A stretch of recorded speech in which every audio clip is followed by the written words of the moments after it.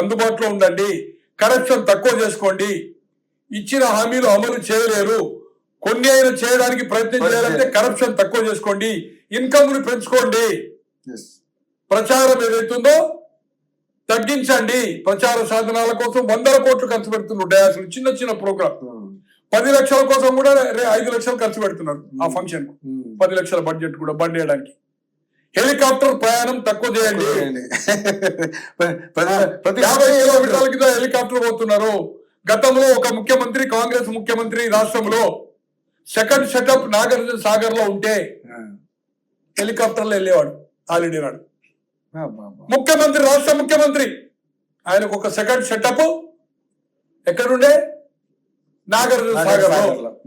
Helicopter మీద సాగర్ పోయేవాడు, evening పోయేవాడు, అలా పొద్దున వచ్చేవాడు వీకెండ్. దాని పరిణామమే 83లో 82లో ప్రాంతీయ పార్టీ వచ్చి సమూలంగా కాంగ్రెస్ పార్టీ అయిపోయింది. రేపు తెలంగాణ, ఆంధ్రప్రదేశ్ ఇందిరాగాంధీ గారు కానీ, రాహుల్ గాంధీ గారు, రాజీవ్ గాంధీ గారు కానీ, సోనియా గాంధీ గారు కానీ, యూపీఏ కానీ స్ట్రెంత్ ఈ పార్టీ. ఈ రోజు 67 నుంచి తమిళనాడు లెక్కన, 77 నుంచి బెంగాల్ లెక్కన, 89 నుంచి యూపీ, బీహార్ లెక్కన కాంగ్రెస్ పార్టీ తుడిచిపెట్టుకునే ప్రయత్నం చేయకండి.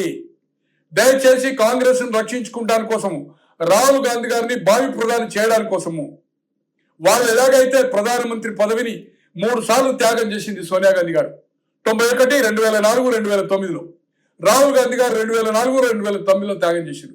మంత్రివర్గంలో కూడా చేరలేదు. వాళ్ళ ఆస్తులు ఏదైతుందో 1000 కోట్లు కాదు, లక్షల కోట్ల ఆస్తులు ఇవ్వాలి జాతికి అంకితం చేసిండ్రు. వాళ్ళ ఇందిరాగాంధీ గారు, రాజీవ్ గాంధీ గారు దేశం కోసం బలైపోయినరు. ఇది గుర్తు పెట్టుకోండి.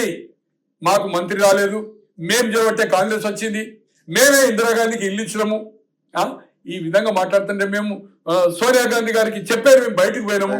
ఇటువంటి స్టేట్మెంట్స్ ఒకసారి మీరు ఆ టీవీలో మాట్లాడింది ఒకసారి చూసుకోండి. దీని వల్ల కాంగ్రెస్ పార్టీ ప్రతిష్ట పెరుగుతుందా? ఇప్పటికైనా నోర్లు కట్టేసుకొని కాంగ్రెస్ కు కట్టుబడి ఉండండి. ఇష్టం లేకపోతే రాజీనామా చేసే వాళ్ళు రాజీనామా చేస్తారా, బయటకు పోయే వాళ్ళు పోతారా? ఈ దేశంలో ప్రధానమంత్రులు, ముఖ్యమంత్రులు చేసిన వాళ్ళు, పిసిసి చేసిన వాళ్ళు, అగర్భ కోటీశ్వరులు, జీవితాంతము ఆ కుటుంబం అంతా ఉన్న వాళ్ళు కూడా బయటకు పోయినారు.